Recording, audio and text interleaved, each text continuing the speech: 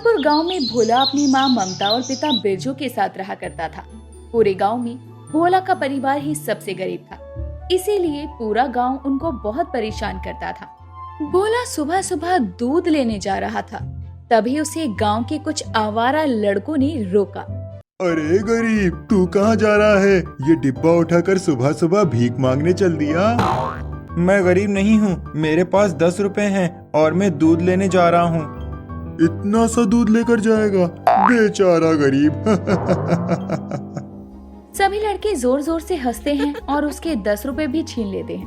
भोला रोता हुआ वहाँ से वापस चला जाता है। क्या हुआ भोला, तू रो क्यों रहा है? गांव के लड़कों ने मेरे पैसे छीन लिए और मुझे भगा दिया। तू दूध नहीं लाया? दूध लेने ही जा रहा था, लेकिन उन लड़कों ने मेरा मजाक बनाया और मुझे भगा दिया। हमारे साथ अब कुछ ज्यादा ही अत्याचार हो रहा है।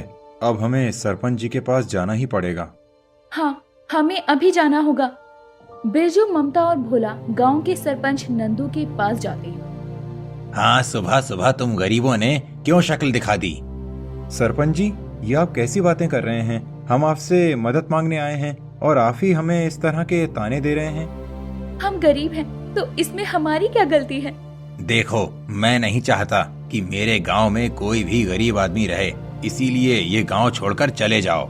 सरपंच उन्हें गांव से बाहर निकाल देता है और वो बेचारे जंगल में नदी के किनारे झोपड़ी बनाकर रहने लगते हैं।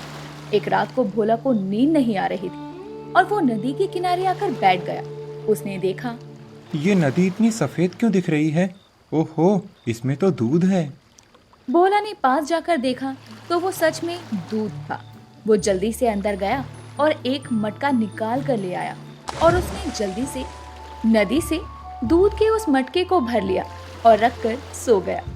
भोला ने सुबह उठकर देखा तो नदी में सिर्फ पानी था।